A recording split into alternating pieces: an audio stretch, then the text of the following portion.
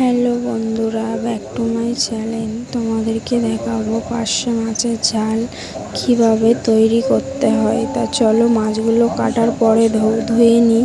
ধোয়ার পরে ভালো করে হলুদ লঙ্কা মাখিয়ে নিই। মাখানোর পরে ওই তেলে অল্প করে পেঁয়াজ দিয়ে পেঁয়াজটাকে হালকা করে ভেজে নেওয়ার পরে 2 চামচ আদা রসুন পেস্ট দিয়ে দিলাম। দিয়ে হালকা করে নাড়াচাড়া করে নিয়ে ওতে অল্প করে 2 চামচ হলুদ দিয়ে দিলাম। ওই চামচের 2 চামচ লঙ্কার গুঁড়ো, অল্প করে নুন দিয়ে দিলাম।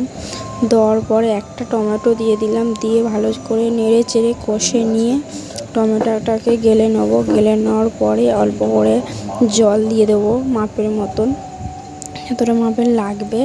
তারপরে ফুটে উঠলে মাছগুলো দিয়ে দেবো।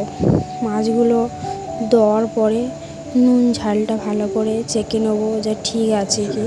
তা দেখতেই পাচ্ছ আমাদের মাছের ঝালের রেসিপি তৈরি হয়ে গেছে। ভিডিওটা যদি ভালো লাগে লাইক করবে, কমেন্ট করে জানাবে ভিডিওটা কেমন হয়েছে, ভুলবেন না।